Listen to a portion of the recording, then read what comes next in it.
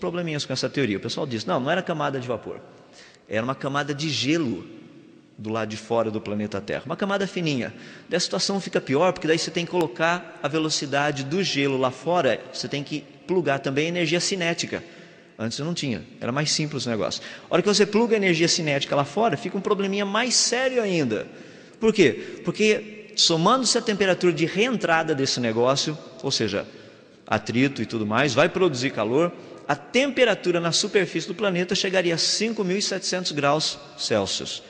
O que fica pior ainda, essa questão da teoria de que toda a água do dilúvio veio simplesmente de uma camada de vapor d'água, cientificamente falando, é impossível. Daí muita gente chega para mim e fala, mas tudo é possível ao que crer. Eu concordo, mas então não venha tratar de ciência, vai com a sua fé. Porque daí não tem lugar dentro desse contexto. Se nós queremos estudar o dilúvio, precisamos ver como, o que teria acontecido. Deixe-me apenas dar 2 princípios que são muito importantes. Algumas pessoas falam assim, não, mas isso daí foram atos sobrenaturais de Deus. É verdade. Deus muitas vezes usa o natural para produzir efeitos sobrenaturais. E muitas vezes Ele usa o sobrenatural para produzir efeitos naturais. Um exemplo bem claro disso, deixe-me dar só um pequeno exemplo, e a ciência não tem explicação para tudo não. Não fiquem assim iludidos achando que que a ciência vai explicar tudo o que tem na Bíblia. Não é esse o alvo, nem ela consegue. O Senhor Jesus transformou água em vinho. Bem básico o negócio, né? O problema é que água é uma pequena moléculazinha que tem 2 átomos de hidrogênio e 1 átomo de oxigênio. Quando você pega vinho, você tem átomos de carbono, você tem átomos de nitrogênio, uma montoeirada de outras coisas ali no meio. Para você transformar água em vinho, o Senhor Jesus precisou de um pequeno reator atômico com aceleração termonuclear para produzir um negocinho meio básico ali, que é o quê? Você tem que arrebentar os átomos, ou seja, você tem que pegar prótons, nêutrons e elétrons, separar esse negócio, reestruturar de novo para criar carbono e nitrogênio, porque não tinha isso na água, criar toda essa reestruturação. É o processo de fisão e fusão nuclear. Quem não entende disso é uma confusão nuclear isso. Mas só para você ter uma ideia, é só a junção dessas 2 coisinhas. Você quebra os átomos e junta-os novamente de formas diferentes. A Bíblia nos diz que haviam 6 talhas com água. Você calcula o volume disso, vê a energia que seria necessária para fazer toda essa transformação, e você vai perceber que essa coisinha básica que Jesus fez, seria necessário a energia produzida pelos mais de 200 bilhões de estrelas na nossa Via Láctea em um dia. Foi básico para Jesus fazer isso. Jesus não falou assim, que trabalho que deu fazer esse negócio, gastei muita energia. Não, Ele fez naturalmente. A ciência entende o que foi feito? Claro que sim. A gente só não sabe de onde veio toda a energia para fazer esse negócio. Tem que ser um Deus para fazer isso. Não é isso que Ele diz que Ele é? Deus? Esse é o contexto. Então a ciência tem condição de entender. Então o que nós estamos vendo são algumas propostas. Essas propostas precisam ser avaliadas cientificamente. Então a ideia de que toda a água teria vindo de uma camada ao redor da Terra é impossível cientificamente falando.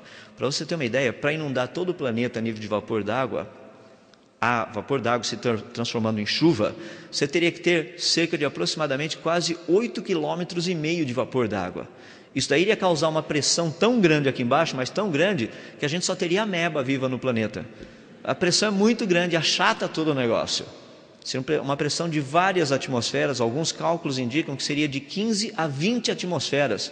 Já imaginou que legal você vendo uma Terra com 20 atm? Eu disse ATM, não vamos confundir com outra coisa, tá? Um problema muito interessante isso. Seria difícil. Bom, outra teoria,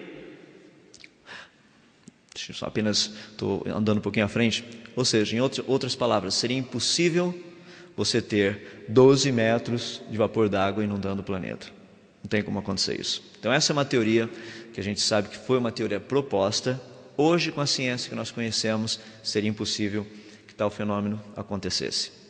Tem uma outra teoria produzida por Alfred Wegener, foi praticamente no comecinho do século passado, ele quem deu a origem a essa ideia da movimentação das placas continentais. Praticamente a ideia vem quase que toda dele. aquela ideia de que da Pangeia, separação, todas essas coisinhas. Então muito foi trabalhado por esse senhor. A ideia seria o seguinte, que no passado nós teríamos essa questão de placas se movimentando, o que ele chama de linha de subducção, ou seja, uma placa em cima da outra. Esse negócio aí, que seria praticamente onde nós temos a parte do litoral, ela ocasionaria, pelo fato da fricção entre essas duas placas, uma evaporação muito grande de água, ou seja, ia produzir muito vapor da água. Ela ocasionaria também a desgaseificação do manto emergente, ou seja, essa placa que está subindo vai tirar um pouquinho, é aquele negócio da Coca-Cola que perdeu as bolhas lá dentro. Essa é a ideia, iria eliminar muito dos gases ali, iria produzir uma grande quantidade, uma abundância de água subterrânea. Essa é a ideia mais ou menos por trás dessa teoria. Os resultados seriam o quê? Uma grande quantidade de chuva torrencial, já não tem dúvida disso. Mas ainda a gente tem um pequeno probleminha. Não tem água suficiente para inundar o planeta, porque ele só está usando a água que já existe. Uma outra indireta disso daí são os geysers, produção dos geysers, aqueles negócios que tem, jorra água para cima e tudo mais. Okay? Agora, vamos dar uma olhadinha primeiro nisso. Algumas dificuldades com essa teoria. Olhar o argumento científico. Primeiro deles, subducção ainda não foi comprovada cientificamente. Tem muita teoria. Segundo, as forças envolvidas para que tal coisa acontecesse ainda são totalmente desconhecidas.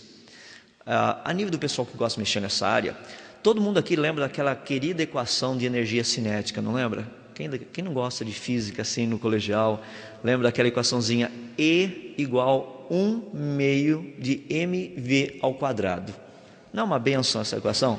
Eu sei que é uma das equações prediletas do pessoal. Agora, faça um cálculo bem simples de movimentação dessas grandes placas. Pega, por exemplo, a América do Sul. Faça um cálculo de área da América do Sul. Daí você multiplica por aproximadamente 11 quilômetros. Daí você teria o volume. Está em volume em quilômetros cúbicos. Daí, como quase todo esse negócio é feito de granito, calcula e multiplica a densidade do granito por esse volume, você vai ter a massa. Daí você usa aquela equaçãozinha, E igual 1/2 dessa massa, vezes a velocidade de deslocamento dessa placa ao quadrado, e daí a gente vai sentar para conversar sobre a energia necessária para movimentar esse negócio. A gente vai ver que o povo realmente viaja na maionese. Quando o pessoal fala, não, porque tem uma placa escorregando desse jeito, uma outra escorregando daquele jeito, tá bom, vai, esse foi um grande escorregão da ciência. Não tem como você colocar esse negócio e mostrar como ele funciona fisicamente. Esses são alguns problemas. O problema maior que nós temos com essa teoria é que quando você tem placas se movimentando desse jeito, o que nós vemos ali, a força de tensão de uma rocha, a força de tensão nela, é muito menor do que a sua força de compressão, ou seja, a rocha seria esfarelada com toda essa energia. A rocha não ficaria escorregando bonitinha. Bom, deixando os detalhes técnicos, o maior problema que a gente tem com essa teoria é que ela não explica de onde veio toda a água. Esse é um problema básico, ou seja, você tem que saber de onde veio toda a água. É isso uma teoria que a gente quer. Essa teoria explica, complica, duplica e tudo mais, mas não fala de onde veio toda a água. Então nós temos duas teorias que são muito conhecidas. O pessoal fala muito da teoria das placas tectônicas, que é essa ideia que está aí, a teoria da chamada camada de vapor ao redor do planeta Terra. Gostaria de tratar de uma teoria, que é a teoria que foi proposta há alguns anos atrás, como já mencionei, que até o presente momento é a mais consistente com a evidência que nós conhecemos. Ela é chamada teoria das hidroplacas. A proposta dela é básica, diz o seguinte, que o planeta Terra possuía na sua forma original, ou seja, antes do dilúvio, um lençol de água subterrâneo homogêneo, aproximadamente 11 a 12 quilômetros de profundidade. Mais ou menos 1 quilômetro de espessura. Essa é a ideia do que seria esse lençol de água. Os resultados são dois muito interessantes. O primeiro, ele explicaria a questão da uniformidade de temperatura no planeta. A outra, a fonte da água do dilúvio, da onde teria vindo toda essa água. A questão da uniformidade da água no planeta é muito importante. Uniformidade da temperatura do planeta. Lembra que quando Deus criou Adão e Eva, Deus os criou assim